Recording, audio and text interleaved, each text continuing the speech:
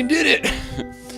Oh man, am I out of breath, running around. Good evening, welcome back, Lauren. We're not supposed to be here, but we're glad you are. It's a 5:07. We're already late, but we shouldn't be here at all, so maybe it's a bonus, or it's a mistake. We'll find out together. It's the What the Fuck show. It's the WTF show. We're still here. We shouldn't be, but we're still here. We'll give you all the rundown. The good news is Mike's back from Canada. The good news is the auction ended. We're going to talk about that. Nicole stuff. There's a lot of Nicole stuff. We'll talk about that stuff too. I'm out of breath. Did I mention that? Speaking of Nicole, we'll turn some lights on her. Hello?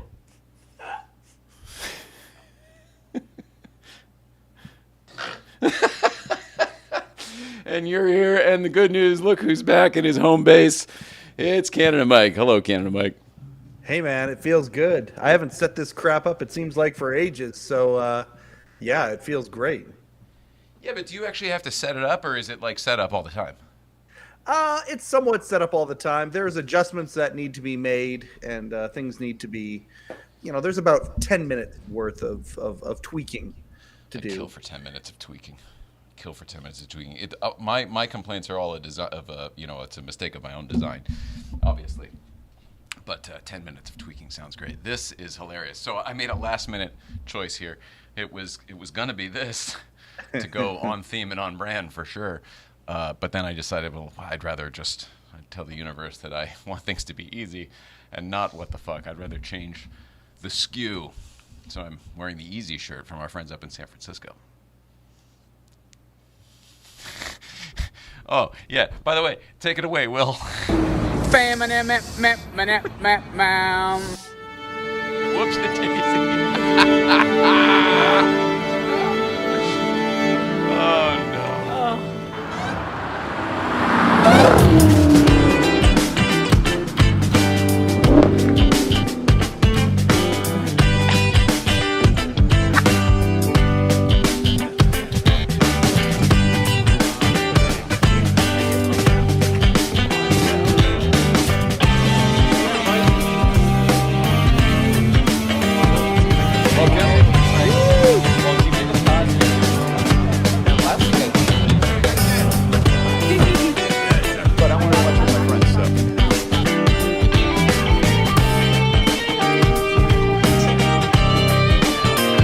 Kevin, you gonna buy a Beamer?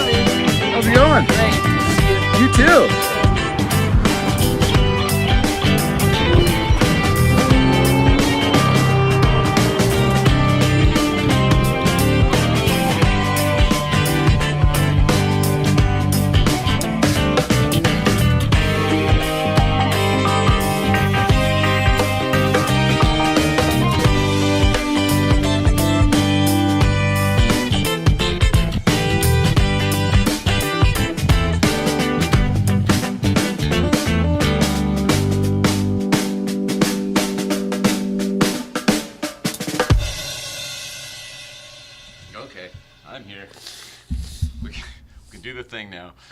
I decided I'm not going to fight it. I'll just go with the flow, and I've done a costume change, and now we're back with What the Fuck. On brand! On brand! All right, that was easy. We'll do it live! God, I don't know where to start. I guess I'll tell you today's date. After all, it's 5:12 in the fucking evening. You should know by now. Thursday, June 7th. Thank you. Whoops, a daisy. You got a little bubble that thinks he can. All righty. Whoa. We're having a good old time already. We didn't plan to be here, but we're here. It's What the Fuck, June 7th. Did I say that? Thursday, June 7th, 2023. This is What the Fuck without Mark Maron. That sucks. It would be awesome if we had Mark Maron. What the Fuck with Mark Maron would be great. It's just been a nutty time, and we should be on the road, and we're not, and we're going to talk about all that. But the good news is our buddy up north was on the road, and now he's back, so we'll be probably hearing a little bit about that, I'm guessing. And we've got some stuff to share over it. Whoops-a-daisy, this isn't for anybody. This was for me. Excuse me.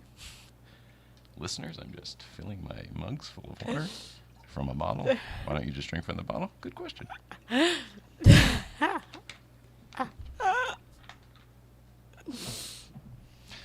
But we're here. That's the good news. We decided we didn't want to hang out at home alone. We'll tell you why, but we decided it'd be more fun to hang out with all of you. And obviously Till Cars. Thursday, June 8th. Fuck a duck. Exactly what it is.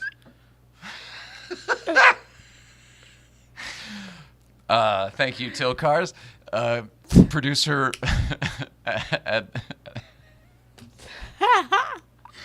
What is wrong with me? I mean, I wrote this right before, and I looked at my iPhone to make sure I had the date right, and it said 8, and I just go, oh, it's the 8th, not the 7th. And I wrote the 7th. What the fuck? Also, oh, good. I'm on a roll on LinkedIn. This just in. Oh, God dang it. I feel totally unkept. This is, I mean, you know what I mean? Like we weren't planning on being here in so many ways. I know. All right. I guess maybe we'll come to that. Whoops-a-daisy. Haha, yeah. For sure. I'm here to help, bro. Yes. I was going to call you a producer at large, but then I realized I was only going to call you, it doesn't matter. I was going to go deep on that. And I was getting into legal terms like producer at litem, as in one was appointed for us because we couldn't, like a guardian ad litem, like when you... Oh. My dad died when I was young. I needed a guardian ad litem to handle... Doesn't matter. Hey, listen, we're not supposed to be here at all, so if you look at it this way...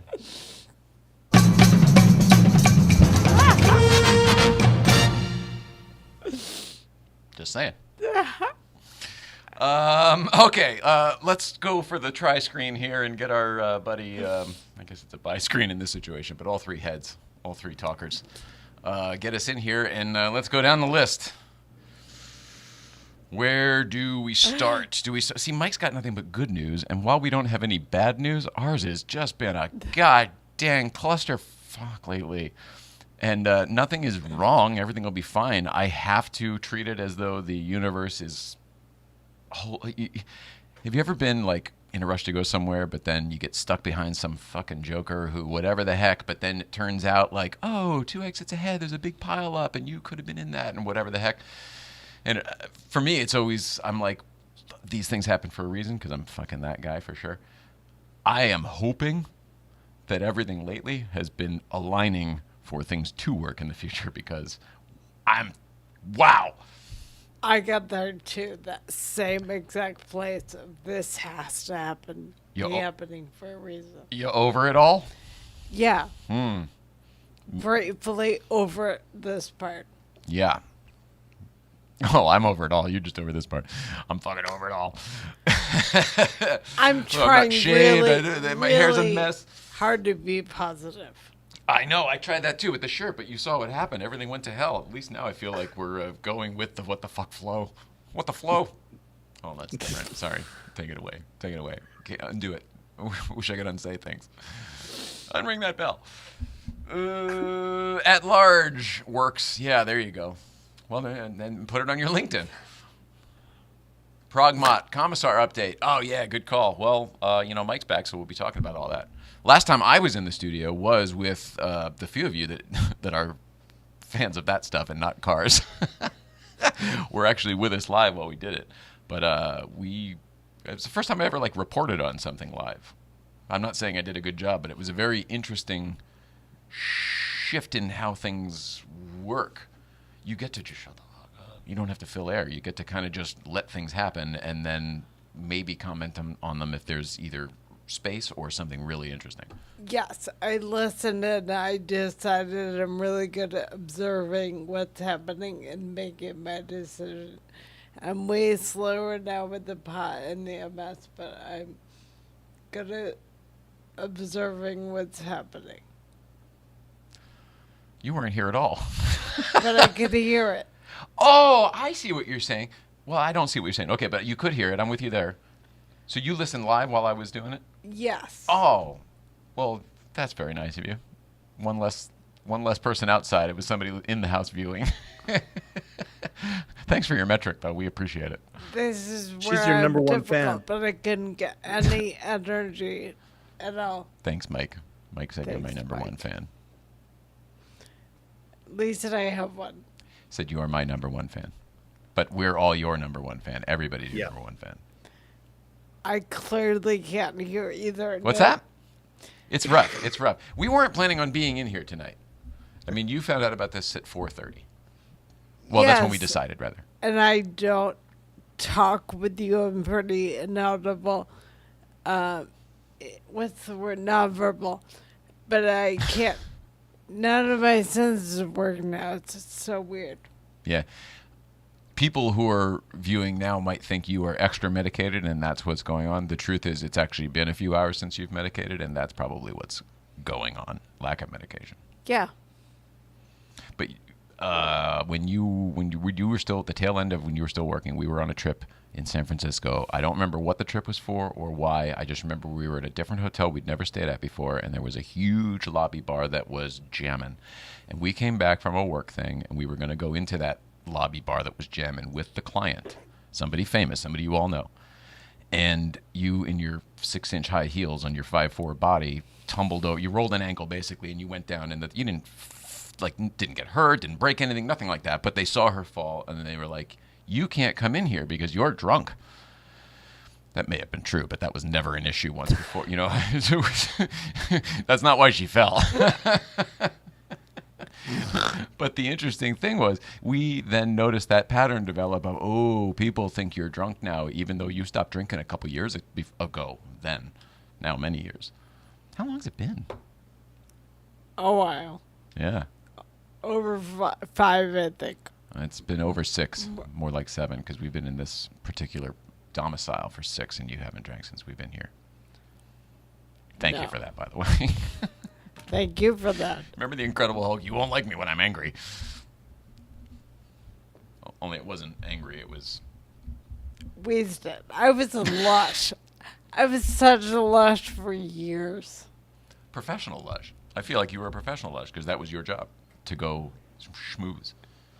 Yes, and I brought it home. It was horrible. Oh, I couldn't take it. I couldn't take it. If we were on, speaking of different trip to San Francisco, different client, same kind of thing. Driving to San Francisco. Here's another story. We were driving, and she was on the phone, like being herself, getting shit done, you know, taking care of business.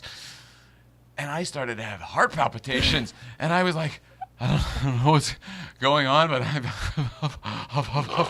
and we got to the fucking hotel. Luckily, I was able to make it. And then she called her friend from home, from college, not from home, but from your college friend who was a doctor now. And she put me on the phone. And the friend goes, "I have to ask you something, and you just have to answer honestly, and know that I don't care." And she's like, "Yeah." Or I said, "Yeah, go ahead." Like, what could it possibly be?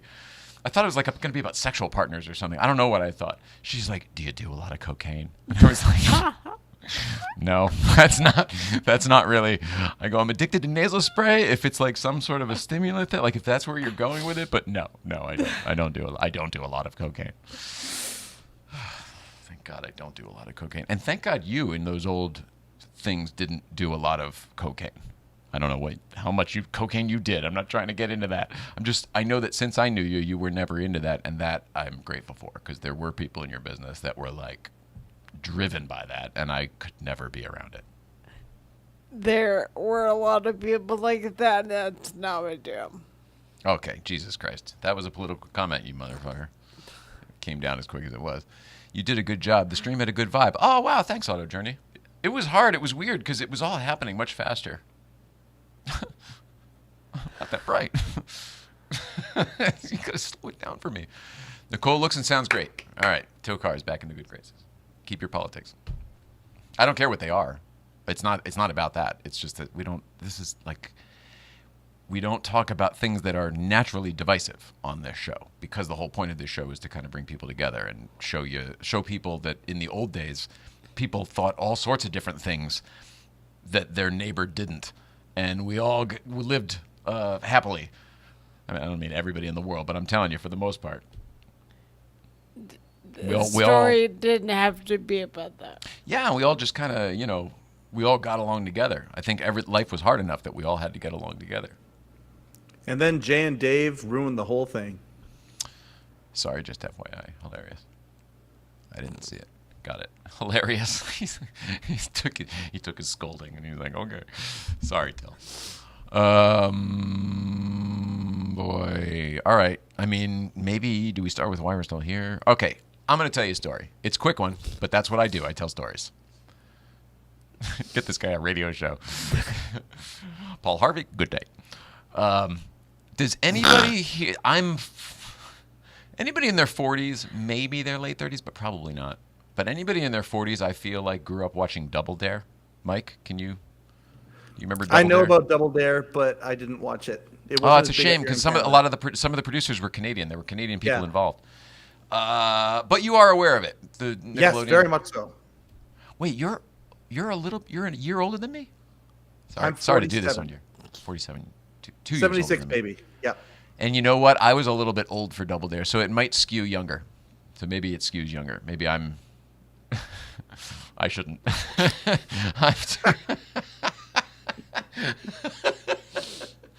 But I didn't like Star Wars or G.I. Joe or any of that other shit, so I skewed past that. You had your own thing. Yeah. Your own No, hobby. I was watching Double Dare. It's a different kind of hobby. I can't believe it. Mike, of all people, I thought for sure he'd be down with this on me. Oh, you know what's funny? The night we met, I was wearing a super sloppy Double Dare shirt. Remember that? No. Well, I do. She was drunk. That's hilarious. I made you watch a hockey game. All right. Well, I remember that. And eat Indian food. Microwaved. 2 of my favorite things.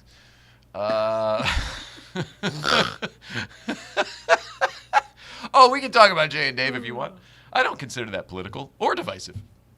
I don't know unless you're talking Jimmy Kimmel or Daniel Kellison, I don't know anybody who hates Jay Leno so fucking much that they would actually. Everybody else in comedy kind of, even Dave, I think, recognizes that, Jay's got very, very good qualities. He's got exceptionally good qualities.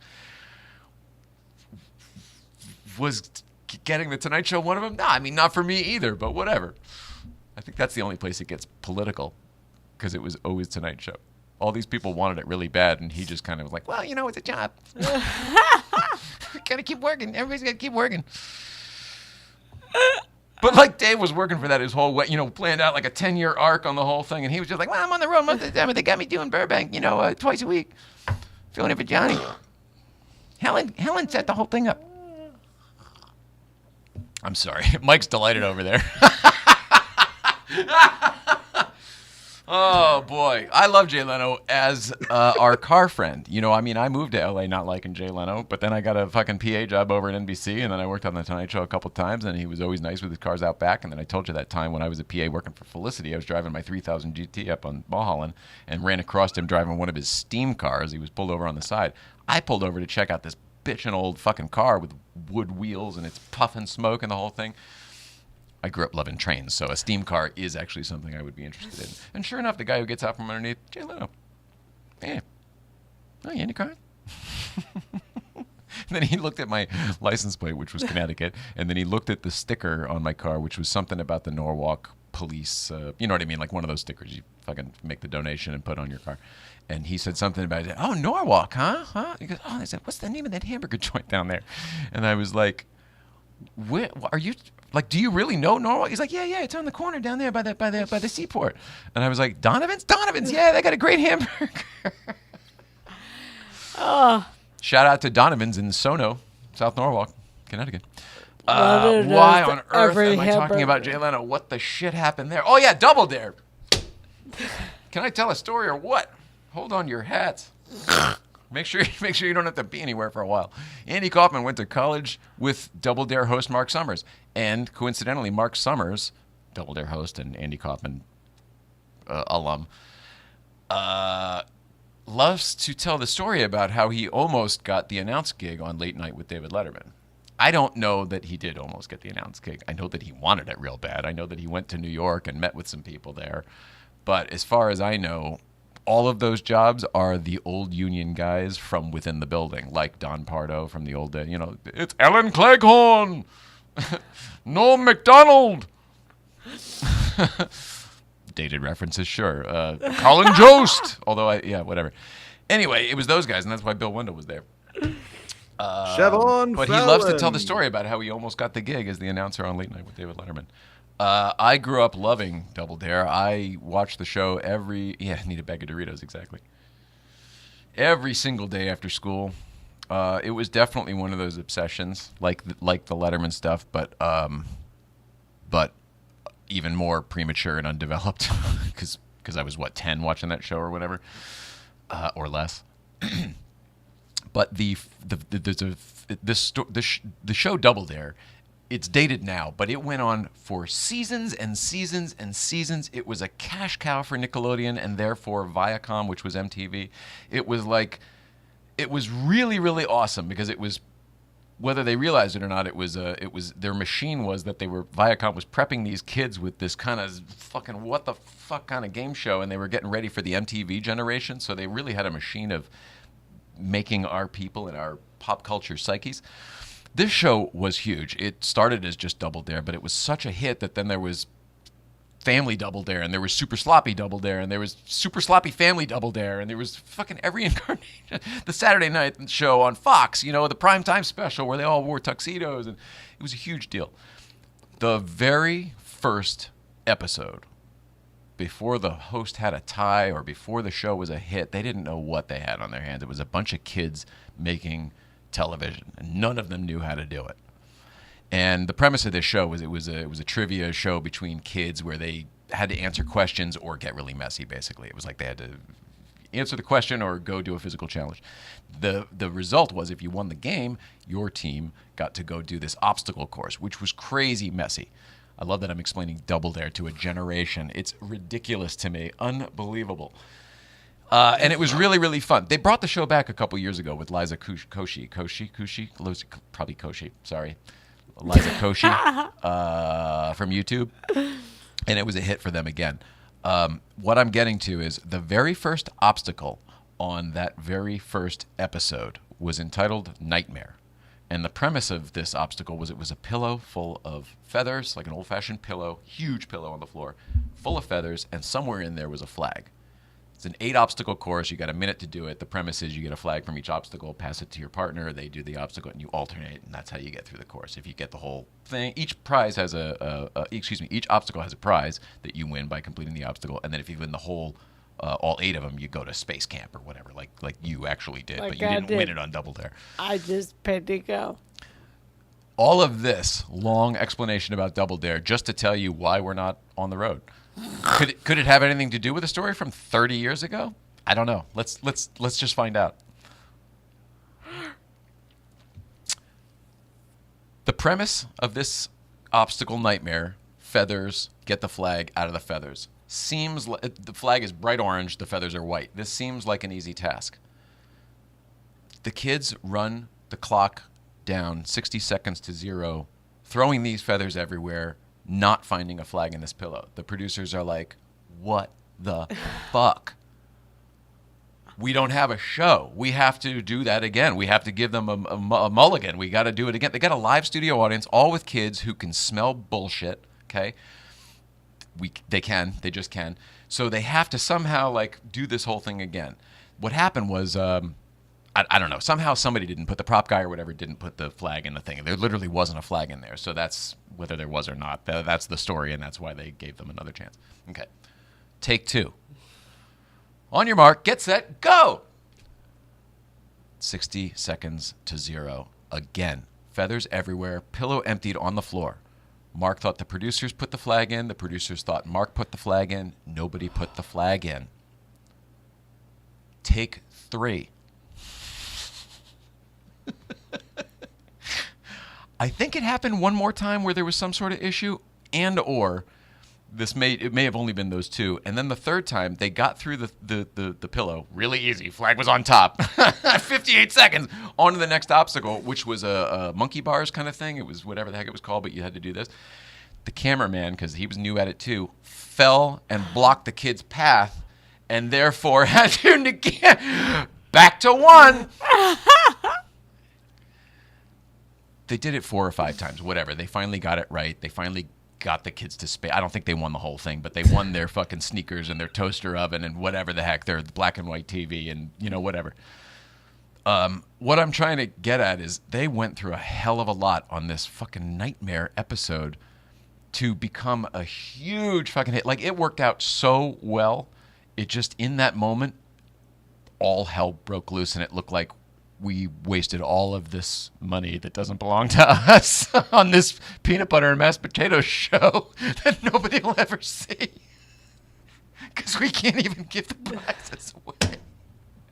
We don't know what we're doing. Okay. Yeah, I mean, we're just kind of in the same boat. Life has gone, no, I don't think so. Whatever your plans are, It's a Newman from Jurassic Park. That voice kills me. And the funny thing, the Fab Speed exhaust, checked in after a few days from ordering it, thinking, oh, well, it should probably be arriving soon, so I'm just going to send a message to see like when it shipped, and that way maybe I can track it or at least estimate in my head. I go, oh, sorry, that email never went through because we mistyped the thing to TLG, so TLG never got it to whatever. So then we get that taken out of the equation, and then at some point it sat there and it was a quote, not an invoice, and not a receipt. So I thought the shop got it. The shop thought I got it. Like it was all stupid little just things that whatever the heck, it didn't matter. Just all little things that like wouldn't happen. They don't happen in our life normally. She had her transfusion scheduled for infusion scheduled for yesterday, number 2 on her MS infusions. And somehow we're still confused about it. It got canceled. Doesn't matter why. We don't care. And luckily you were able to get it back on the books for Monday. So whatever. On and on and on. There's all these different things that sort of like have kept us here. And it's bizarre because we're able to do some more things that we thought we wouldn't be able to do here. But we're still here. We're still here. We still don't have yellow card. There's nothing new. There's been for 3 weeks we've been giving you twice a week updates. And somehow 3 weeks later, everything is exactly the same. No change. It's astounding, really. Hey, kids, watching from Indio. I can't believe you're still home. Are you gone for the weekend, or will you be back on Sunday? I'm guessing you're probably gone for the weekend if you're in Indio. Oh, that's hilarious. No, we're still here. Yeah. I do have some thank yous. Can I get those out of the way before we... I'm sure there's more to talk about why we're still here, but just everything all at once. I would like to do some thank yous while we were in Malibu last week, or maybe it was the week before, but our friend Paul Rivera, who has been here before for Rivera Amps, the amplification company for music. He also dabbles in the medicinal cannabis, actually recreational cannabis, just the cannabis industry as well, with the band The Deftones. Y'all remember the Deftones? They're still pretty big, I think. Huge when Double Dare was on. They gave us some tincture here, which is going very well, and they gave us one of those pens, which we zip through real quick. I think it might be distillate. I don't know how they make theirs, but this I have found to be pretty decent. Thoroughly enjoyable. Did you like it in your coffee today? Yeah, loved it. All right. So shout out to Deftones, to Paul Rivera, and this is a 1,000 milligram tincture. and I don't know where these are available, but it's got the California sticker. Everything's approved, and it's got the government seals on it. It's got all the numbers. Oh my God, this is crazy what they have to do now. It's almost like there's a barcode on everything. I'm not saying it shouldn't be that way. It's a lot of work. It's really, I don't know how they do it. When I was a kid and I didn't smoke weed, but like my friends wanted it, they'd go meet some shady guy in a beat up old Honda Accord in the back of a mall parking lot. There was none of this. Tom Segura's got a really funny story about going to get pot too. He's like, kids will never know. Like, we were dangerous. Like, I went to someone's house who wasn't home. Like, I don't know, but I bet Tom Segura's story about it is funnier than mine. And then I want to talk about, thank you. I'm sorry, did I cut you off, or was there more to Tom Segura's story? that's it. You want we can link Tom Segura's thing in the bottom of our YouTube if you want. All good. I want to, because I'm going to forget if I don't do this. Thank you to my buddy Reggie Watts. I had an iPhone. I've had it for a long time. And lately it's been doing this.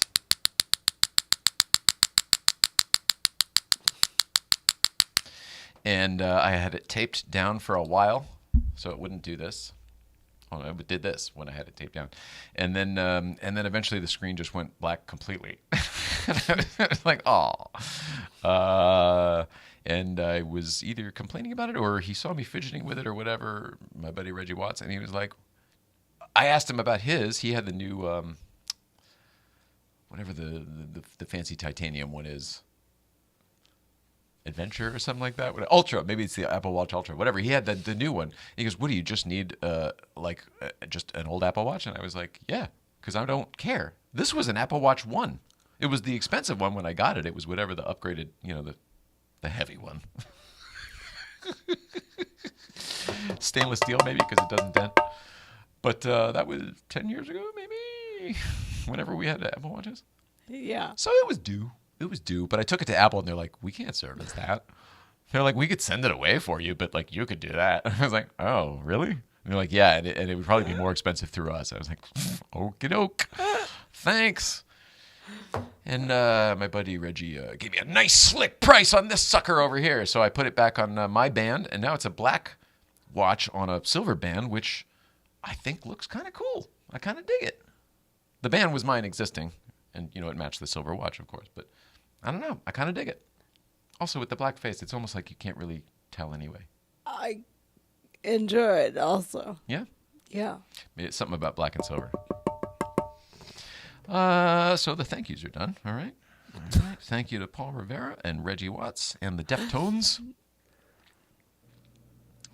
Mike, do we do the auction before New York? I think we do the auction before New York. Okay. Crossing what the fuck off the map there. Told the Double Dare story for a half an hour. That's good.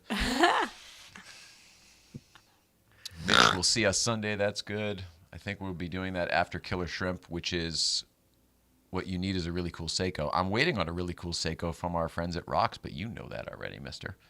I'm thinking if it doesn't ship, we'll just pick it up from them because our plan is to stop and see them in Jersey. But you're right. You're right. I do like it.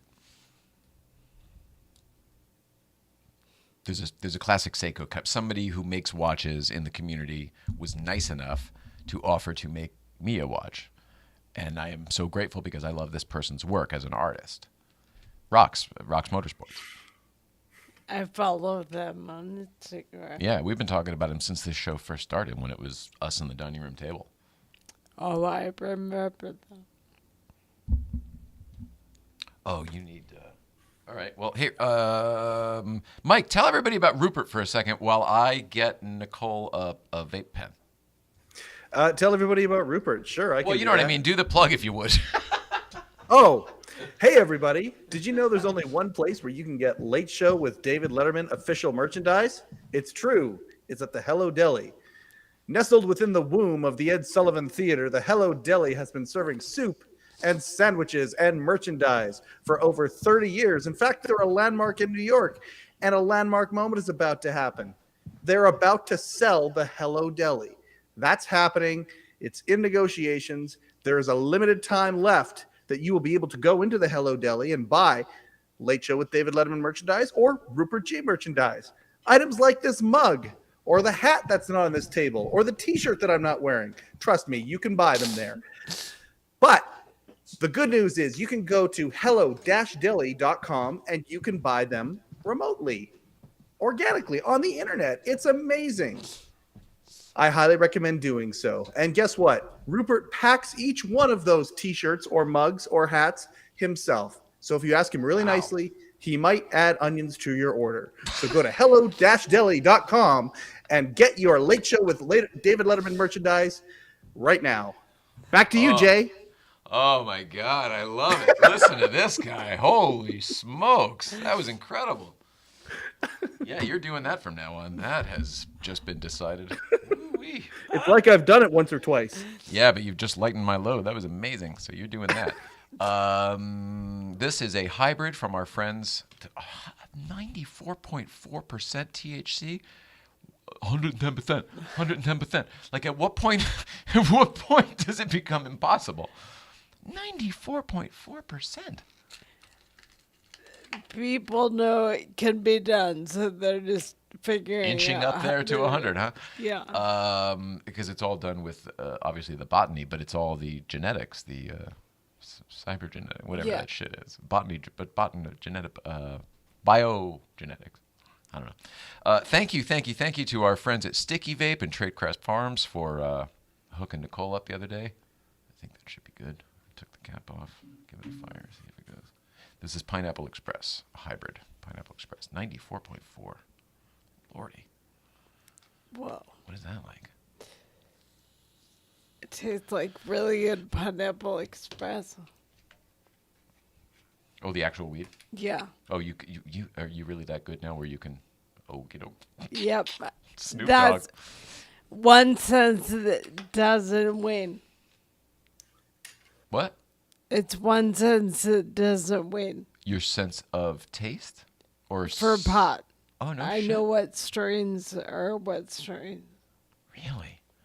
Because for food and stuff, it's... You don't If really it's care spicy, I can be like yes or no, but it's otherwise not really. Such a bummer. And you didn't even get COVID.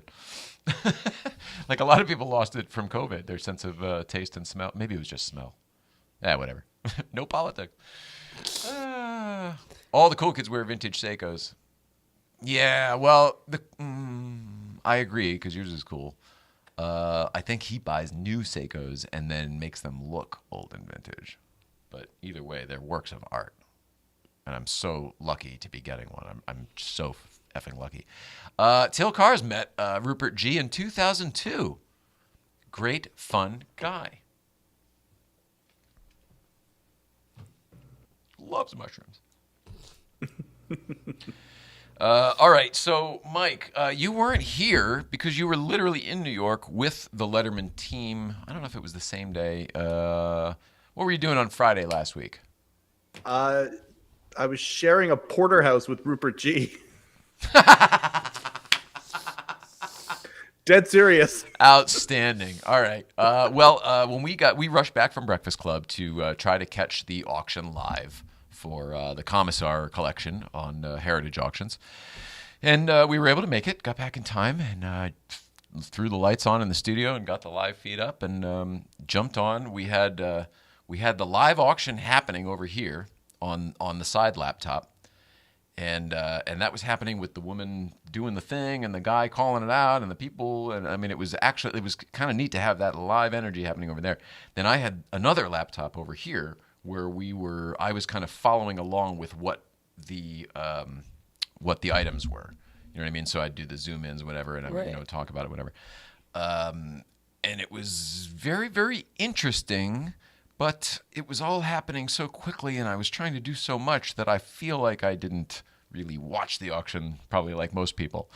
Johnny Carson's set, $250,000. I think it was $250 with. I'm assuming that's with the premium, right? So it was $200,000, and the buyer's premium makes it $250. Correct?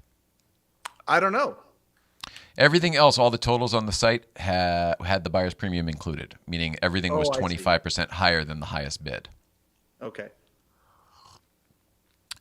So, well, we'll unpack that in a second. So then the late night set sold for $100,000, which was really $80,000, which was the reserve.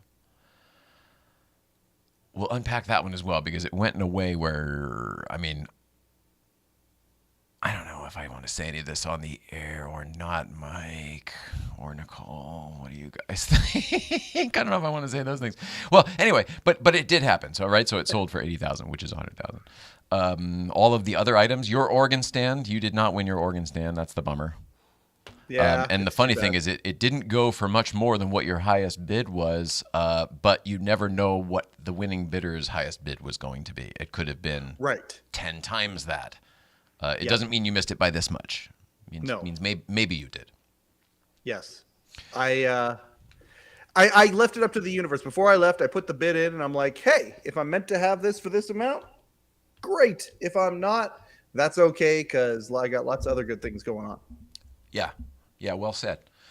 That's how I am with most things, with lotto tickets and stuff like that. It's like you don't need to buy 1,000 lotto tickets. It's really just, I think the one is it. When it's like 1 trillion to 1 odds or whatever the Powerball is, 265 million to 1.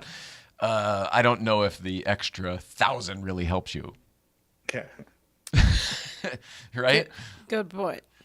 Seems like a waste of money. But if I don't buy lotto tickets because I feel like I have the same odds of winning as people who buy one. You do or don't? I don't know. It's something I used to say to my ex-wife. She'd buy a lotto ticket and I'd be like, so it's a hit. no, it's just like, oh, I've got the same odds as you and I don't have one. But that's very weird because you, Mike Chisholm, are such a believer. Generally. Now I am. I evolved into that after that marriage. Oh, interesting. Okay. But you're still anyway, using the doesn't old matter. quote. Okay. You reminded me of it, so I said it. But you're right. The one ticket is going to be the one that wins. If you buy two, do you have that much better of a chance? Not really. It just never made sense to me. Yeah. Like the people playing multiple bingo cards, I get that one. If you can have multiple bingo cards, I get that one. You go to the senior centers, whatever, they got 6 cards going. Mildred over in the corner's got 6 cards. 2-2. What? 2-2. Oh, jeez. Now we're going down bingo corner. We played bingo on the cruise ship. Do you remember that? Yes. Do you remember our comedians from the cruise ship? There were 2. One was a black guy named Derek, and I don't remember his last name, but he was very talented. And then there was a man named Stanley Ullman, an older white man. I remember Stanley because we talked to him, but now that you said it, I remember the other one too. And remember your old friend and colleague Ross Mark? Yes. He just put up a GoFundMe for Stanley, who had been having some health issues and is not able to work anymore and needs a little bit of help. So Ross Mark just put up a nice GoFundMe for Stanley. That's really cool. Not for anybody else. That was just a little insight. For Ross us. used to work on the Jared Leto Tonight Show. Yes, he did. Exactly. He's a booker. Yes, and he was a judge with Bob, who's been on the show on Last Comic Standing. Exactly right. Like the first couple seasons, maybe, of Last Comic Standing. I think so. Mm-hmm. That show's not on anymore, is it? No. I didn't start watching it till they brought it. It was gone for a while, and then they brought it back, and it was Norm Macdonald, Keenan Ivory Wayans, and Roseanne Barr were the judges, and I loved it. And the talent on the show was great that year too. It was not. I don't know if they were claiming to be like. I don't know what the premise of that show was because I didn't watch it from the beginning. Were these supposed to be nobody comics that nobody had ever heard of? Because it was like stacking the Olympics as far as I'm concerned. There were a lot of people that I knew for 10, 20 years. They just hadn't broken yet. It didn't seem to be well known earlier seasons. Yeah, I agree. And then they kind of worked into that. Yeah. I guess you sort of have to because you want the acts to be better and better. And things are better and better after people have done them longer and longer. Usually. Good point. I don't know. Hey, I'm offended. The Tonight Show set, our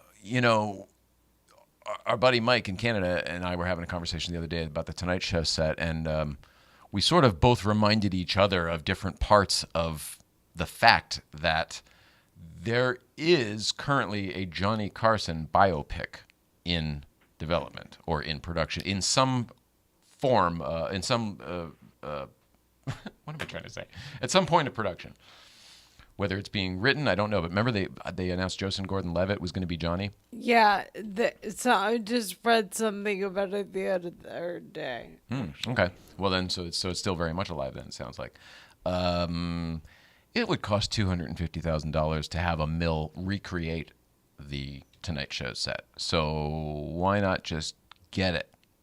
Have production just buy it. Good point. And that's where Mike and I landed. We think that it's probably was purchased by the production for the purposes of using it for the production. That's all we can think of. That makes sense. I don't think it's in a personal, private collection. Like, I don't think it's going in somebody's man cave or whatever. I just don't think so. Right. I could see that more with the late night set. Although with the late night set, if that did indeed sell,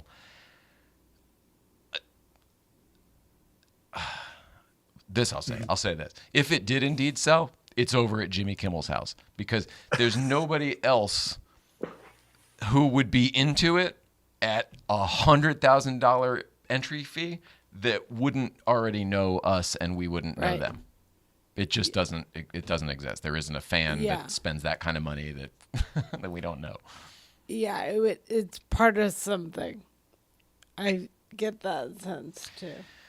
It also seemed like the $80,000 reserve becomes a $100,000 sale price.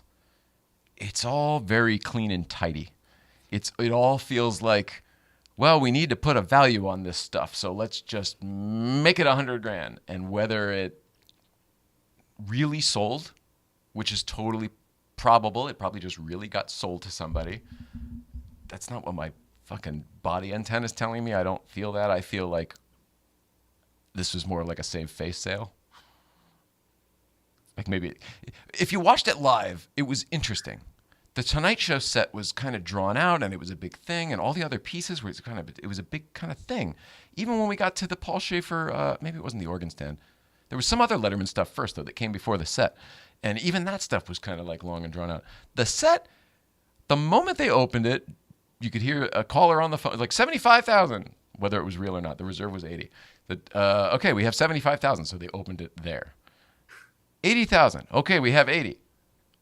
Going once, going twice. I mean, it was a little bit longer than that, but not much. It was like they didn't have any more.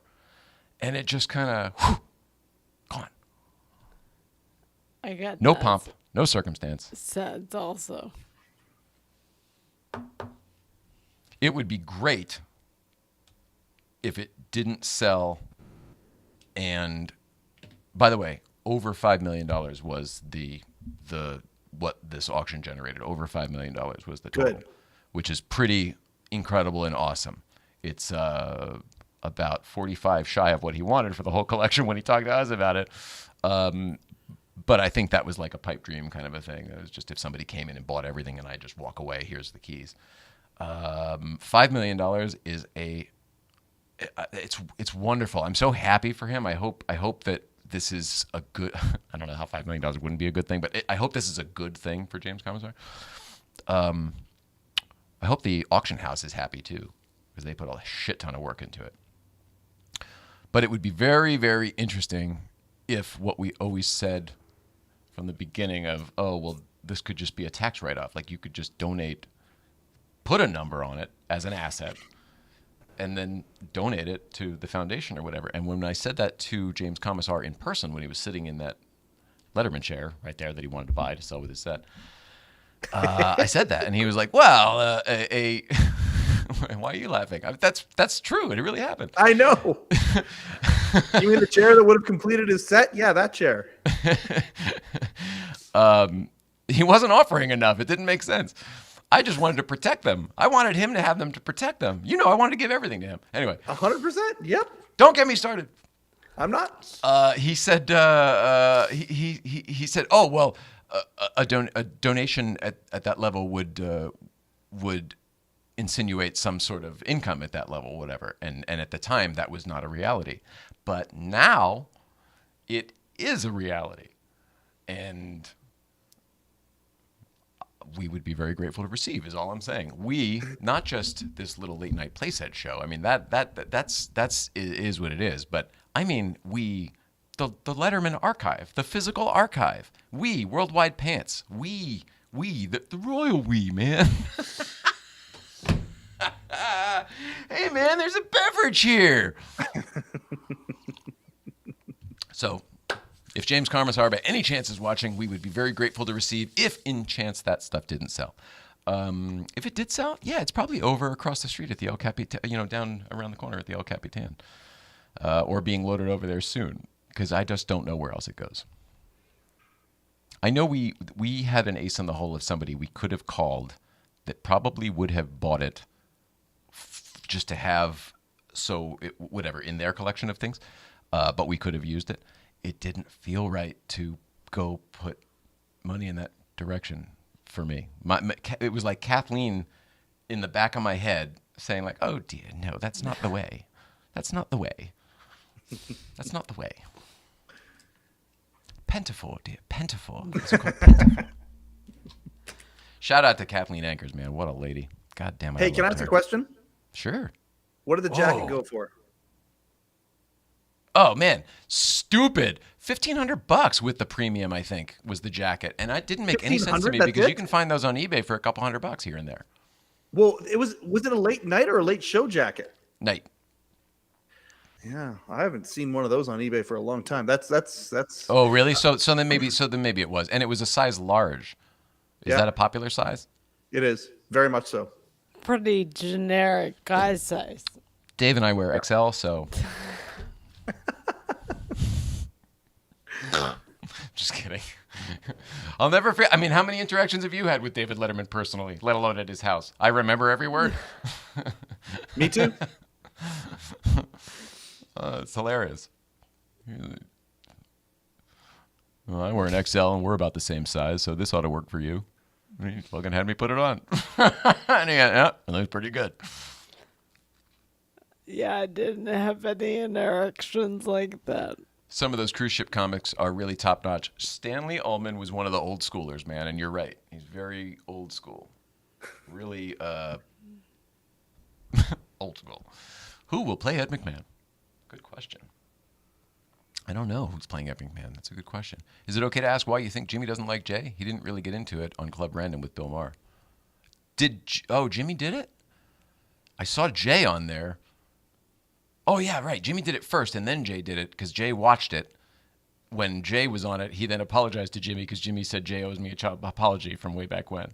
Yeah, I feel like all the information's out there, Till. Go watch those shows again. Go read the or just hit YouTube, Jimmy Kimmel and Jay Leno, and I mean you will find a tremendous amount of results, including when it was Jimmy. Let me get this right. It's too many people. Jay Leno versus Conan. Jimmy Kimmel stuck his hand in that little situation there a couple times. Yep. Once he went on the Tonight Show doing like a live remote thing where Jay and Jimmy were talking back and forth. The Jay Leno show. Oh, that's right. It wasn't the Tonight Show. It was the Jay Leno 10 o'clock show. And Jimmy tanked it and threw Jay under the bus pretty royally live. And I was always impressed that made it in. That always said more to me about the Leno people than the Kimmel people. Yep. I was always impressed that stayed in. I think it would have been a bigger story and they would have really blown it had they not kept it in. But at least they were smart enough to keep it in. Yeah. And then, of course, he did his whole show one night as Jay Leno, not only with the full makeup and the whole thing. He didn't break character, as I recall. I think he was just as Jay Leno, doing like a Jay Leno thing, prosthetic whole thing. Jimmy and people like Jimmy are hardcore Dave and think that whole thing was so bullshit. And I agree with all of that. People are more than one thing. And, Jay Leno is that one thing for sure. I think it speaks a lot about his personality and maybe even his psyche. But the truth is he's also a really, really nice guy who, if you, a stranger, needed something from him and asked him, he'd probably give it to you. Like, it's almost weird how nice of a guy he is. It's almost like he knows he fucked over Letterman and Conan. And he's making up for it man by man across America. No, but you know, he was always like that. Yeah, you know what? He was always that way, though, because that was his thing. He would always go across America doing shows and shaking hands, and that's why he got the damn job. He was willing to go fucking hang out with the affiliates and kiss the rings in Little Rock, Pine Bluff. You know? All those affiliate owners that are big deal in their little fucking bumblefuck towns.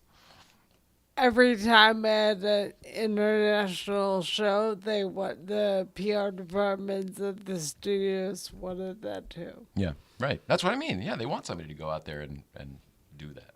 Promote. They want you to work for them. Can you imagine Letterman? Lord. No. Morty told a couple affiliate Letterman stories when he showed up on our show. When they first went to CBS, funny. Right? When they first went to CBS. That was the only time he ever did it. And it was because they didn't have much clearance when Letterman went to CBS. While it was CBS and it was the Tiffany Network, blah, blah, blah, they didn't have a show previously at 12:30. So they didn't have the clearances. Clearances, what I mean by that in television speak is Dave wasn't on in every home in America that had CBS at that hour. A lot of them were still running Pyramid or whatever game show or soap opera or whatever in a rerun, maybe a sitcom rerun or whatever, like almost like a syndication hour. The affiliates bought those programmings instead. Studs was on at the time. That was always on at 11 o'clock. Or Arsenio Hall. Exactly right. Arsenio Hall. They were programming him against Johnny Carson in some markets. The affiliates were. So the goal was to not only lure Letterman to the network, but once they did, get everybody on the same page, and fuck, that worked because he had, I can't remember what the numbers were, but I think he was like inside of 90% in the first year, which was, I think, well above what they were expecting. I love that side of the business because I don't like business and I'm not good with numbers, but I like. Go ahead. No, I'm sorry. I just read a comment on YouTube that made me laugh out loud. I didn't mean to. Oh, good. Let's get to it. Here we go. Market Zero, Smokey. That's good. That's good. Because I did the thing before. Yes, that's right. That's not the one. Well, we'll get there, buddy. My God. Okay. Happy 70th anniversary, Portia. You're shitting on all these other ones while you say that's not the one. That's not the one. I didn't mean to. I'm sorry. Nope, not it. There you go. Is it this one? Yeah. Yeah, I know. So we'll get there. We'll get there. You're ahead of us. He's laughing ahead of us. Love you so much, Tony Roger Fishman. Oh, Don Giller, we've missed you. How's the weather in New York City, Don Giller? Yeah, Red Planet over there. How's the weather, Don Giller? I'll riffle, you point. No, you riffle, I'll point. I'll do the pointing and riffling. Did we talk about whatever we were talking about? Why was I even telling you that fucking story? Why do I say anything? Who opens these cans of worms? Why were we talking about the clearances and the affiliates and the? Oh, you got me on that. I don't know. How much did the Cheers bar go for? A lot. It was like 650,000 or something like that. Wow. Blew me away. That one I think went to a collector. I really do. Cool. I think that one went to somebody who wants that fucking thing in their man cave. And the people who we know who were bidding on it, I don't think. I mean, they could certainly afford that, but I don't. To them, it was more like a gag. And if they got it for the number that was astronomical to us, because it could have bought a house, but it's not what they were. They probably tapped out. I'm guessing, because that was definitely higher than. I was thinking, if you and I drive in your little Batmobile to the pants storage, where's Nicole stealing tapes at my place? Yeah, see, you've got it all worked out. That's exactly right. Except we already figured out you don't have wheelchair access, so there goes that. I'm just happy you have something to track. So now that they're no longer tracking COVID, now you have something else to metric. Dave's off the air. COVID's not being recognized anywhere. Don Giller doesn't have an existence, so he's tracking now the severity of the air quality in New York City. And us. I've seen the photos in New York. It's pretty orange. It is pretty orange. We saw somebody in Jersey that was right by the GW Bridge, and they panned over. You could just see the bridge when they were close to it. As they panned over, it just disappeared, like in the smoke and the fog. Oh, it's nuts. Yeah, And it looks like pretty much every like dystopian kind of post-apocalyptic future, you know, not Escape from New York, because those were all night, those ones, but like more the Mad Max style, that kind of stuff. Looks like that. Zombie apocalypse. Yeah, there you go. Walking Dead. Although that's how I feel driving these days. Teslas, in my opinion, are a problem. Don't get me started on Teslas. Anything else as far as the auction? Archie Bunker.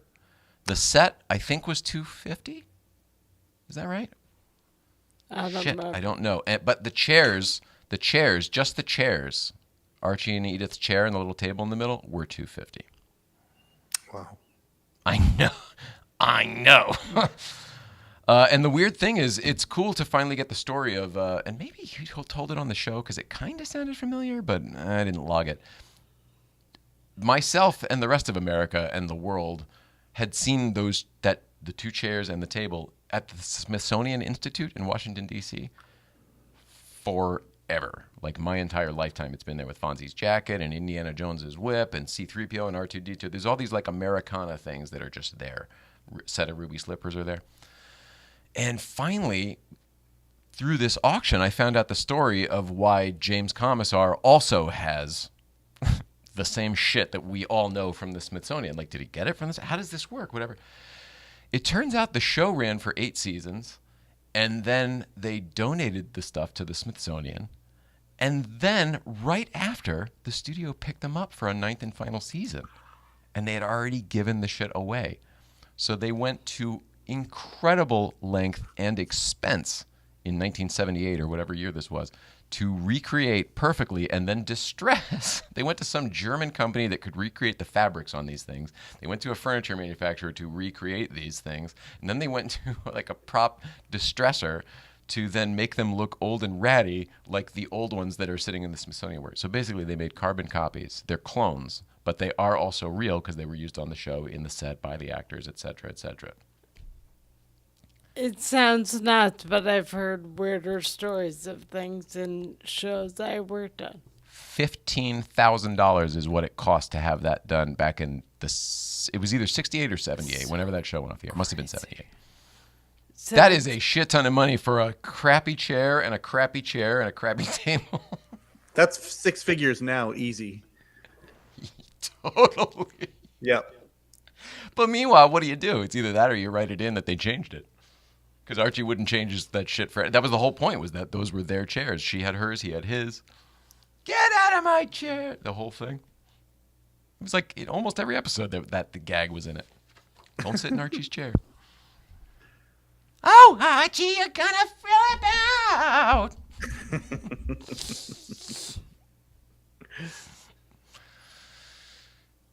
Good question. Good question. It was not on the day that I was watching with the late night and Tonight Show stuff. I would love to know. My assumption would be that they pulled it, but when I read the James Commissar quote, it just sounded like they were saying, sorry, he feels that way. So maybe they were going to proceed. When it comes to attorneys, that Heritage Auction House probably has more expensive retainer attorneys than even Pee Wee Herman. My apartment is now wheelchair accessible. Mike can vouch for that. Oh, well, we'll see you there. Did you do that on purpose, just for us? I feel like it's a walk-up. I remember walking up. There was no elevator, was there? Mike, didn't we walk up? Isn't it a walk-up? I think it very much depends on the chair. Small chair. Really small chair. Isn't it a walk-up apartment? Like Meaning you got to walk stairs? upstairs, go through a door, go in an elevator up to the top. That's what. Oh, so there is an elevator. I couldn't remember that. Oh yeah, there's an elevator. Okay. I think I was only ever there once, and I'm pretty sure I was drunk. But the funny thing, Don, was, if you recall this, I had this microphone in my backpack that night, and I told you the whole story, and you didn't believe me, so I didn't take it out. True. Oh, that's awesome! I may have some news, but I decided I'd pull a J. Oh, well done. Doesn't it feel good? That's not awesome. Doesn't I it wanted feel the good to news. withhold the information? It feels awful because you want to say it so bad. You're like, all I want to do is just tell you, but I'm not supposed to. And we're just burning through time talking about nothing. All right. So you didn't win. I mean, we didn't win because we didn't bid. Speaking of that lotto ticket thing you used to tell your ex-wife. Where we used to grow up, it was you can't win if you don't play. It was New York Lotto. Can't win if you don't play. I remember that campaign. Mm-hmm. It had all like the celebrities in New York would say it. And then like the mayor, Ed Koch, like, you can't win if you don't play. I remember that. Batman? Tim Burton's Batman? Might have been Tim Burton's Batman. We had just watched that at some point recently, and I think it was the mayor from that movie. Some mayor in some movie was such a direct rip on Ed Koch. His name wasn't Ed Koch, but he looked Batman, exactly like Ed Koch. Was that Batman? Definitely Batman. Absolutely. And he had the same kind of like cadence of talking and everything. All with his 100%. Hands. So that was intentional then. I'm just late to picking it up. Totally. 1989, 2003, 2023, excuse me. So what is that, like 60 or 70 years? I'm a little. Yeah, that's right. 70 years. Road trip, we're not on it, but that's, I told you that part of what the fuck. I think that brings us to New York, Mike. Ooh, you all right? Wee! That was her sneaker on the wooden. Specificity is fun. Oh, Don Giller did it for Mike. Oh, yeah, that Mike. He's saying you're a wide load? What is he saying? I love that Don cleaned up for you, though. Elevator and stairs. It's the 21st century. See, the issue, though, Don Giller, is the stairs, you understand. I love that there is an elevator, but when there's still stairs, that's the problem. You got to be in it to win it. Why do you lie? Why do you lie? Was that not it? Maybe it was Connecticut. You got to be in it to win it. Okay. Yeah, if that wasn't if that wasn't New York's, it was Connecticut's. But I'm pretty sure it was New York's because I remember the celebrities in it.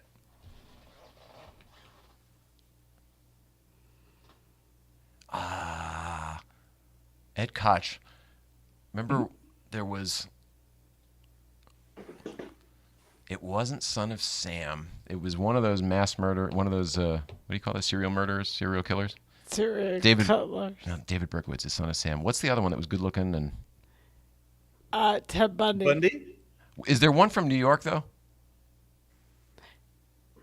Anyway, Ed Koch's answer to the whole thing was, "I think we ought to boil him in oil." Like that's how he wanted to handle it. Like, you're the mayor. Is there no judicial system? How does this work? You just want to boil the guy in oil? He's like, "I think we should boil him in oil."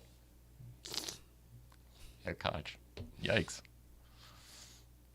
Oh, I see. I don't understand why you would need that. But Mike, New York. I like the wide load idea better. But you look like, if anything, you've been trimming down. Not that you ever needed to. I mean, we all could. Oh, well, okay. New York, Mike. New York. How was your trip? It was incredible. I mean, it was feelings of every level because we're going to say goodbye to that guy right there. That's Rick Sheckman. Holding a cover of Cat Stevens' album, by the way, right there. T for the Tillerman, which includes Father and Son, which is my favorite Cat Stevens song. So, it was an incredible opportunity to get around a lot of people and say goodbye to somebody who we all appreciated at different levels for different reasons, and that was really great. And then nestled around the Saturday morning memorial was wall-to-wall Letterman stuff. So, shared a porterhouse with Rupert G. Hung out in Steve Young's apartment for 3 hours. Went to the cave with Don, and then Don and I went and hung out with Steve O'Donnell at his place. And then went up for dinner with Steve O'Donnell. Well, you did. I did, yes. Yes, Don went home at that point. Don not into the Chinese food, apparently. I don't know. All I know is everybody's talking. The question on the street is from the pants people and just the worldwide pants community is, why didn't Don go to dinner with Mike and Steve? That's what everyone's asking. Because apparently this is getting around that you went to dinner with him after hanging out for a bunch of hours, and then, okay, that's nice. But then why didn't Don go?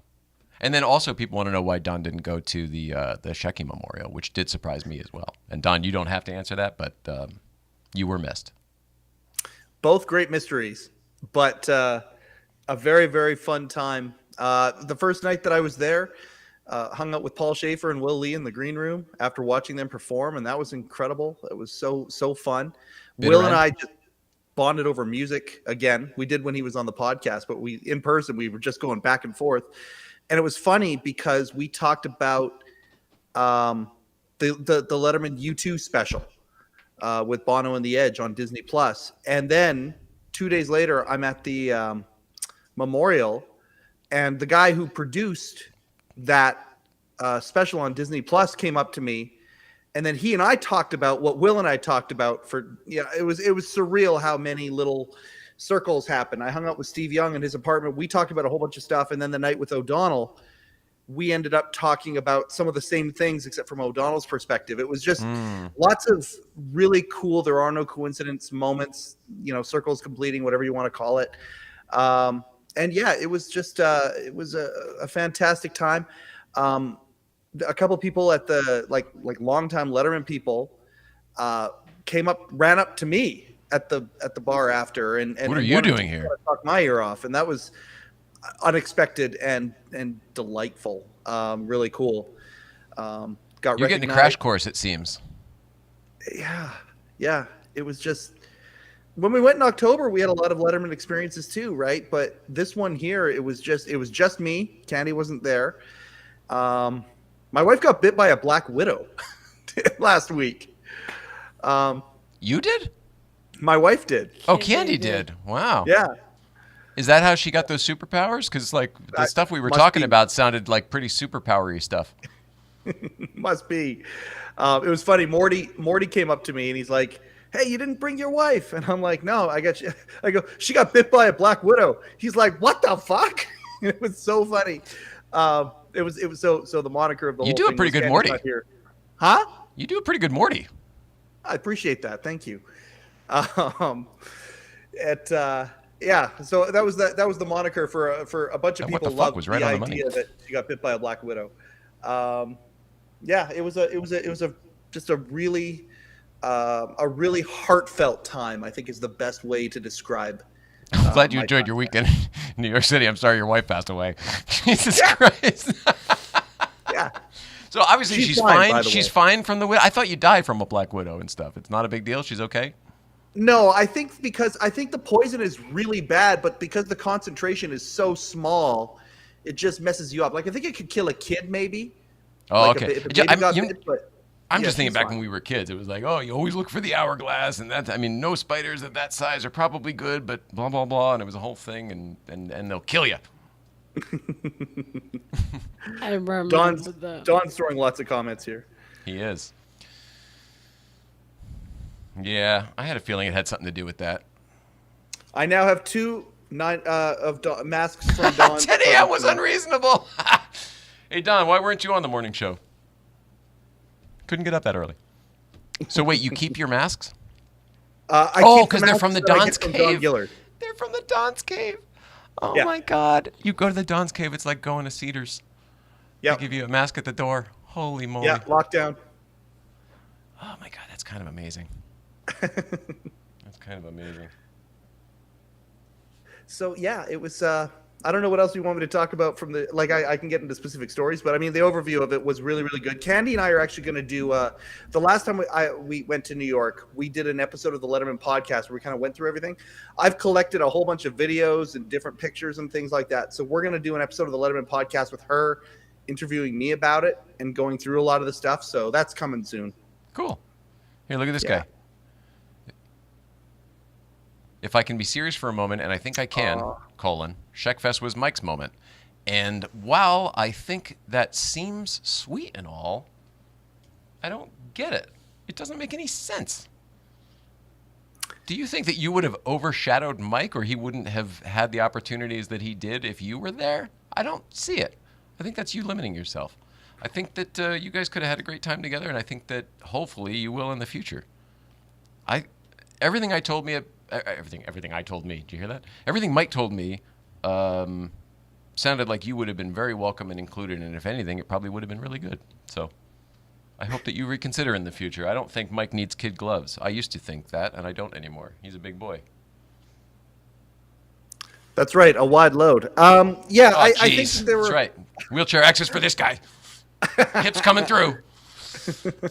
I think there were enough moments for everybody. But I appreciate. Is that the what? Is that sentiment. what his point is? Like, oh, one nerd allowed at the party, otherwise it's too much. Or did he? I don't know. I don't know. No, I think. I it hope was no one that- scared him away. I know there were some. I hope no one scared him away. Okay, I'll tell you something that happened. We're in the bar across the street, and I'm there with the people that I went there with were certainly Steve Weiner, who was a writer for Late Night early on, and his wife Lori, who I adore. Alex Bennett, who's a radio legend and Shecky's best friend for 45 years, and his wife. I'm Yeah, sorry, buddy. there you go. Sorry, buddy. That's Laughing okay. at the visual. There's comments on the screen. We're in the bar afterwards, and I went with these people, and they were going to go out for lunch together because they've been friends forever, for decades. And I'm kind of in with them. Like, I love Alex and I love Steve and whatnot. And Lori, Steve's wife, gently just puts her hand on mine, and she goes, Oh, "Okay." yeah. She goes, "We're leaving. You're not. You're staying here." And they went across the street to Shake Shack for a couple hours, and she told me to make sure I stay. And then I ended up going and hanging out with them afterwards there anyway. Can't get away from this guy. But it was very, very sweet. And so that sentiment from Lori, I feel like that is sort of Dawn's sentiment too. That if they would have left and Dawn would have left with them, I would have as well. And I don't know. I'm just, it's conjecture at this point. But anyway, Yeah. It's a sweet sentiment. I don't know why I associate Don's and Shecky. I put them in the same category so much, and I because of their because they what they do is the same. They watch video and catalog it. I mean, it's like their brains are very, very similar.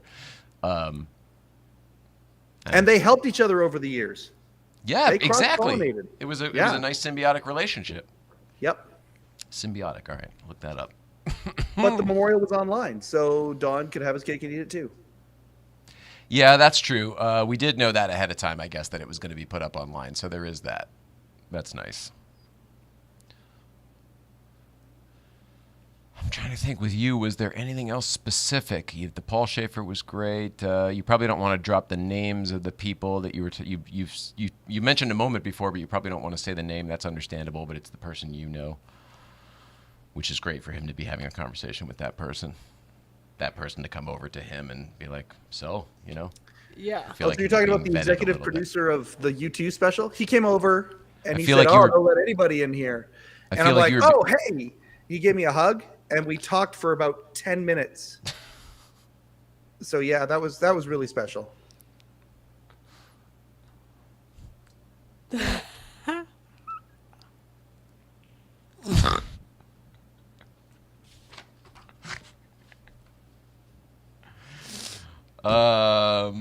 We don't have to wrap it up, but I'll just tell you that our Adam Ferrara is all over the place. Go to adamferrara.com.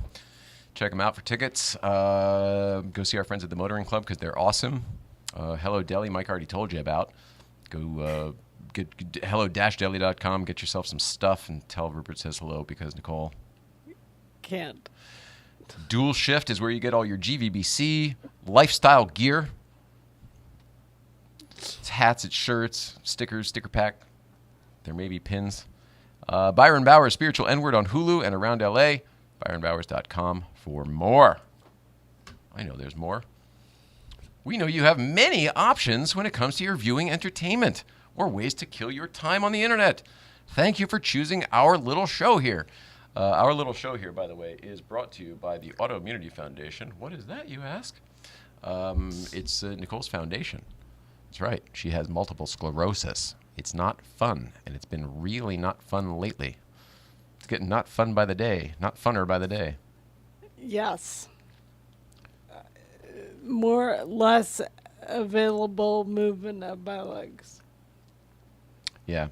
People don't really understand what that means. It just, I mean, you haven't been able to walk for ages. You haven't been able to crawl for ages.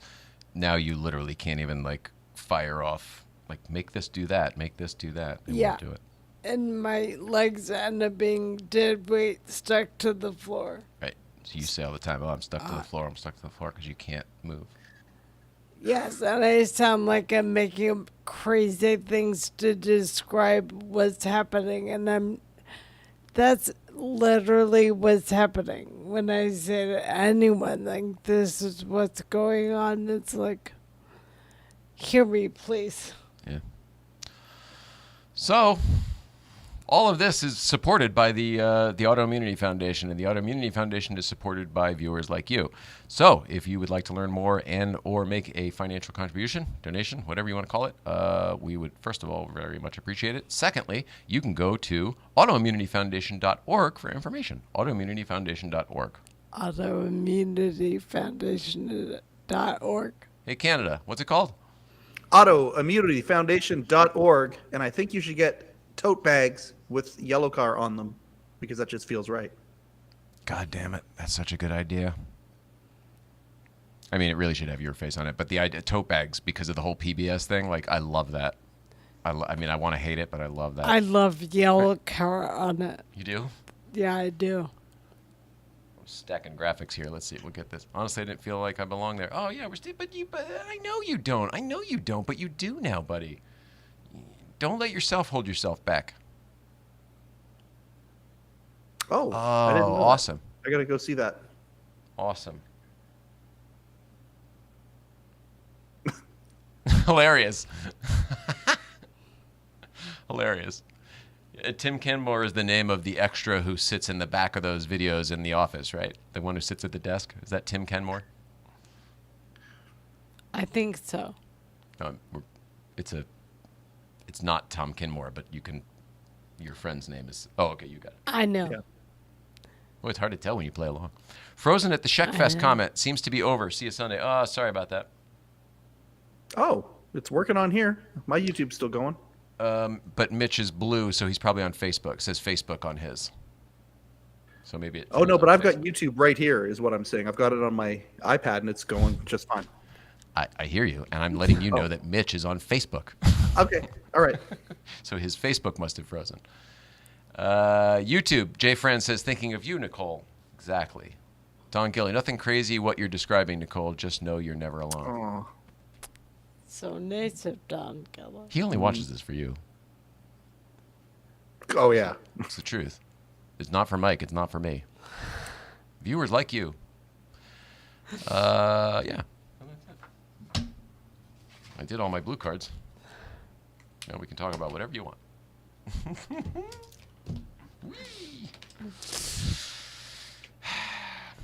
It's interesting. I don't know what's going to happen with the late night desk, the late night set, all the stuff. I don't know what's going to happen. I got weird feelings about it. It doesn't say who the buyer is on any of them, right? The jacket, the organ stand, it doesn't say who the high buyer is? I don't know. Does it? I don't know. Seems like an interesting, seems like a very simple thing to Sherlock, and it didn't occur to me to go do that because I didn't even, it probably was there live and I didn't see it. A lot of, that's the other thing, a lot of them too, once it was done, they would read the paddle number and you would hear it, like for the record. And then, I don't know if they did that for the late night one. And if they didn't, something really hinky. good for all. God bless us, everyone. That's for Matt Roberts. What'd you think of the Matt Roberts one? The Matt Roberts Late Show Best Loved of. it. You did? Yeah. I remember watching that show where he was an intern at the desk. Yep. And I watched. I was obsessed back then, right? This was the heyday for me. It was the last couple of years of late night. And the funny thing, they don't show it in that clip. Matt mentioned he might have had some sort of a facial hair thing. Mm-hmm. I remember he had a big Band-Aid on his face in that clip. Like if you moved the phone, there was a Band-Aid on his face. Because at some point, some other time, they moved it, and it was like, oh, the poor guy's got they put him on TV. Like, what a bunch of dicks. The one day the guy's got probably a zit or something. Like they put him, oh, let's make sure Matt's answering the phone tonight for this segment. It was like, what a dick move. But he was awesome in it. In my top 5 moments of any Letterman, there are 2 of them that are late show related, and one of them is the hypnosis segments. You're kidding. The segment where I love the hypnosis segment. But didn't that take place during the week with the wrong microphone when I stole the goddamn thing? It took place during the fucking Hell Week. Did it really? I'm next to positive because if you watch that segment, Dave introduces it from the new set, but it's all recorded in the old set because it was like from a week earlier or whatever. I'm next to positive. Anyway, go on. I just love that segment. Like, I can't wait to talk to like Morty and people like that because I always wondered, okay, how much of this is like real, how much of it is staged? And they all say none of it was staged. Yeah. And Matt, his response of the hypnosis thing was one of, other than Biff continually falling asleep, that was one of my very favorite parts is him, just the look of dismay on his face talking about Dave with making all that money. Mm-hmm. That's just genius. So good. Oh, that's so funny. God, it's hilarious. And everyone gets attracted to a different part. That's so funny. It's just we're all vibrations, I guess. Yeah. We all have different opinions that resonate with other people, and it'd be neat to kind of flesh those out someday. Oh, you're such a dick. I know exactly what you're saying. He's like, hey, Dons, why don't you chime in? Hi, loves, miss, and sending you hugs. Kristen Collins. Isn't that who we bought that couch from a long time ago? I think so. We walked into a custom couch place in Venice when we used to live there, and we met this girl, Kristen, who became apparently a friend for life, because that was fucking 12, 13 years ago. That was a long time ago. That couch was awesome. Yeah, it was. We ended up selling that couch to our friend, who ironically was a cameraman on my high school television show, Stephen Graybill. Shout out to Stephen Graybill. He bought the orange couch. Mm-hmm. Shout out to Stephen for sure. Pretty funny. Facebook and YouTube are different machine, Mike, says Don Giller. Maybe not in Canada, but in the real world. Machines plural. Nicole is someone whose mom had MS. I wish the best for you. Aww. Wish the best for you, MB67. Matt. Someone uploaded a YouTube thing on Matt, including Hypnosis Night. Don't know who. Some putz who didn't belong on Sheckfest. Oh, yes. I've watched it many, many, many times. But some opinions are more important than others. Don, if I recall, you put the whole hypnosis thing up, right? If I recall, he had, because there were multiple shows, I think. Because I think they had that guy come back a couple times. Or maybe they would just have Biff come up later. It was multiple segments for sure. And then Biff came up later. Yeah. And the guy wasn't always there. Because sometimes Dave would just go, sleep. That's the same show. And then they end up calling the guy on the phone to get instructions how to wake Biff up. Yeah, that's right. That's right. That's a funny segment. Now, obviously set up and planned, but that's a funny segment. Okay, so was set up and okay. See, that's I shouldn't say obviously, because what do I know? There are people who swear to God it wasn't. The hypnosis stuff, I believe, was not. When I say set up, I'm talking specifically about the Biff on the chair and calling the guy from the desk on the air. That, to me, all of those mechanics have to be set up. How was the guy available? You know what I mean? Like, there's just a lot to it where it would have to be produced. As far as what happened in the meetings with the people and, when they're first, all the stuff that's captured, I believe that stuff was real. That's what I want to know. Especially with what Matt said. I think Matt said it's not like you're in a trance, but you're aware of what's going on. All your inhibitions are gone. He said it was like having a couple cocktails. Yeah. And my inhibitions used to be fucking gone when I would have a couple of cocktails. Did you intentionally just full circle this show? Because now we can talk about Nicole being drunk again. No. Which time? Yeah.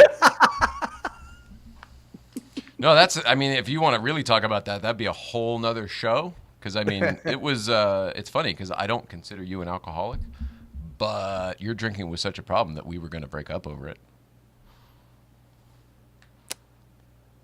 I don't know how much I knew of that, but I could. For sure, I drink every day. Here, I'll tell you. I'll just give you one little snapshot, and then we'll do a whole show about this. We used to go to couples therapy when we were getting ready to be married, or maybe we still did it after we had already gotten married for a little bit, right? Yeah, because we told her all about the fucking. Oh my God, yeah. And then somewhere in there, we had the conversation of in therapy that morning. Oh yeah, no, this can't continue. Like we're not willing to do this, whatever. And then that night, because of the drinking, and then that night she crashed her car and got a DUI. You didn't end up getting a DUI, but you were drinking and whatever. You crashed your car. Go big or go home. Yeah, you went big. Thank God nobody got hurt. Thank God, nothing like that. Yes. It was not a big deal. Luckily was not a big deal. I was a mess the biggest way and the safest way. But it needs to stop. I consider it a success story because I just said we almost broke up over that, and that was 9 years ago, 10 years. I mean, that was a long time ago. I'm proud of us. That's big. Oh, sorry, wrong one. Oh, sorry.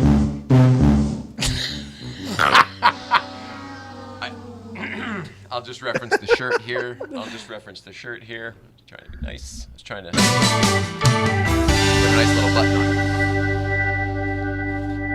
it. Clearly, I don't get offended easily.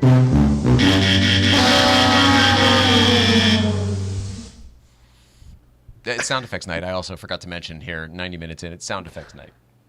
Yeah. WTF. Yeah.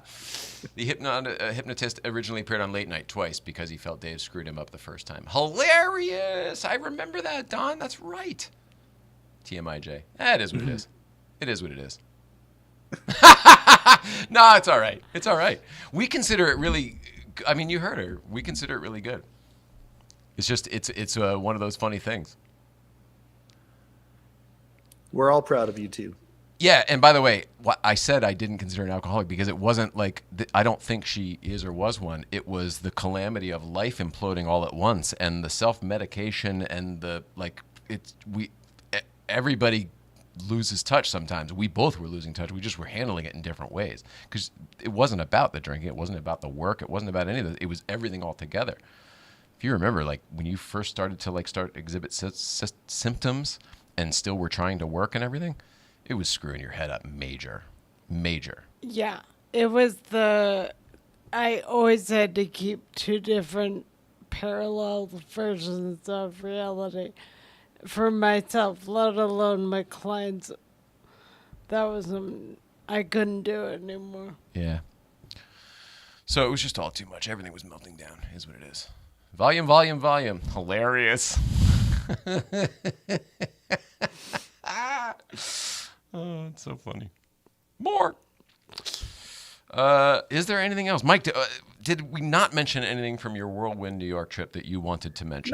No, I think we're great. I think I'm just glad to be I'm just glad to be back here talking to you guys, and I'm glad I got a chance to talk to you one more time. I thought in my head I wasn't going to be talking to you guys for weeks other than Instagram here and there or whatever. So I feel good that at least this got to happen. So yeah, I mean, we're going to be doing some version of the show from the road whenever we hit the road, and that'll be okay.